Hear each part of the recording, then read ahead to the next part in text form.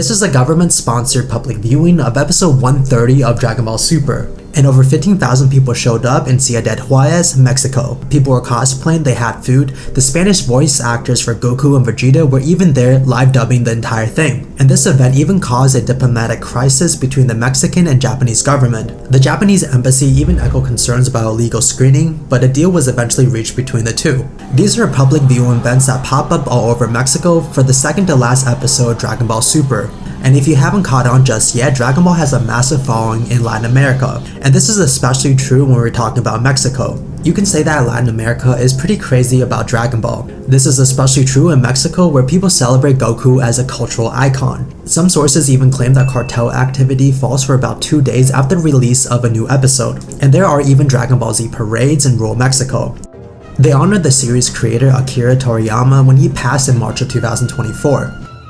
And this is without a doubt one of the most surreal things that I've ever seen. Everyone in Mexico knows about Dragon Ball Z, from kids to grandpas. Even if you don't know anything about anime, it's a cultural thing there. Ask anywhere on the internet and you'll find it. Mexico has the biggest as well as the most die-hard Dragon Ball fan base in the world. They are very devoted individuals, and some even claim that the percentage of fans is greater than that of the United States as well as Brazil. There are even suggestions that claim that Dragon Ball is more popular in Mexico than its native home of Japan. To me, the success of Dragon Ball in Mexico and Latin America is rather strange. When I was in high school, the only place you really had Japanese anime was Toonami.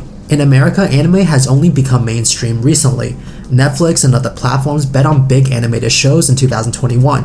TV executives are still confused about its success, and most Hollywood CEOs here still think of animation as a single thing: content meant for children and family, and not a genre in itself where it contains content of all kind. The co-director of Kung Fu Panda 4 said that Hollywood execs totally see the influence and impact of anime on the world, but they still think that audience don't really like these type of stories, so a cultural shift is really waiting to happen in the States. But anime has already become mainstream in Latin America, and it's been like that for a while now. According to BB Media, Latin America has the highest percentage of anime fans, with 28% of users choosing anime as their favorite genre. And this is even followed by Asian Pacific regions along with US and Canada. Young people between the age of 16 to 24 are most likely to prefer anime to traditional shows. So why is Dragon Ball such a religion for the people of Mexico as well as the people of Latin America? To really understand this, we need to understand the history of anime in Latin America and how it evolved over time. For starters, anime first started in Latin America back in the 1970s. Back then, Televisa president Emilio Milo bought the rights to show Japanese cartoon in Mexico, and he really did this because it was the cheapest option. With no domestic animation industry and the high import costs for Warner Bros. And Hanna-Barbera cartoons, he had no other choice. Japan at the same time was trying to export their media, and they found a huge market in this region. So instead of showing shows like Bugs Bunny or Flintstones, Latin America got a real taste of anime. He imported early titles including classic Japanese series such as Astro Boy, Kimba the White Lion, and Mazinger. These imported cartoons were not popular at first, but they later became a huge hit. With very few channels, there was nothing better to watch, and then more animes and networks began to emerge. A whole genre pretty much began to form in Latin America.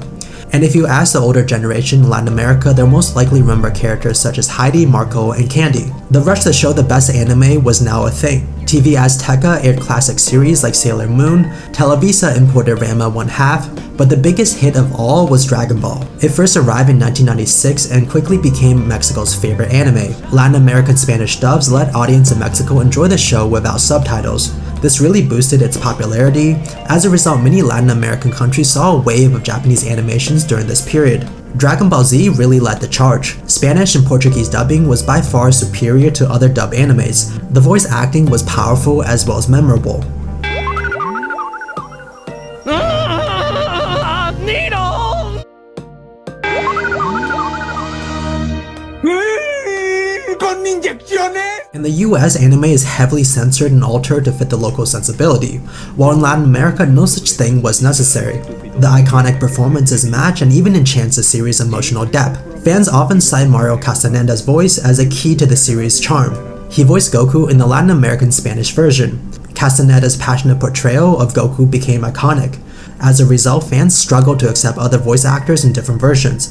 The Latin American dub kept so much of the original music and sound effects. It really preserved the show's tone and feel while making it relatable to the local audience. Su poder de pelea es de 7000 y ahora es de 8000 y sigue subiendo. It quickly became a staple for after-school TV.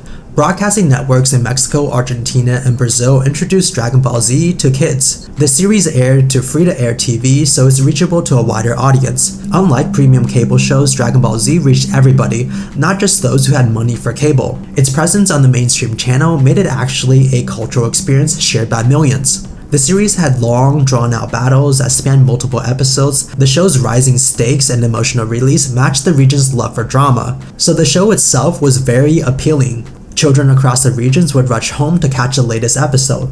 This created a massive fan base that spanned all classes. The series' many episodes and reruns connected with many generations of viewers. These Latin American countries were one of the earliest adopters to this art form. It has a deep cultural obsession with it that continues to this day. The anime streaming giant Crunchyroll estimates that Mexico is its 4th largest market worldwide. So why did Dragon Ball end up being such an icon in places like Mexico against a sea of other animations? There are many reasons to this, but to be fair, it really resonated with Mexican identity and it created a culture behind it. Most people in Mexico truly resonated with the story of Dragon Ball Z. Goku, the underdog Saiyan warrior, thrilled the viewers. His traits were perseverance, humility, loyalty, and a belief in self-improvement.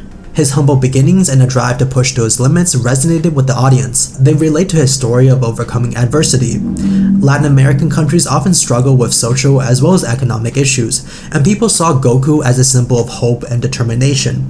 Dragon Ball's theme of family, friendship, and sacrifice really connected with the Latin American culture, and these values are deeply embedded with many of these individuals. For example, Goku's willingness to risk everything to protect his loved ones made him a beloved figure in many households. Some will even say that the machismo culture in Latin America, especially Mexico, played a huge role. Telenovelas or soap operas have a lasting appeal.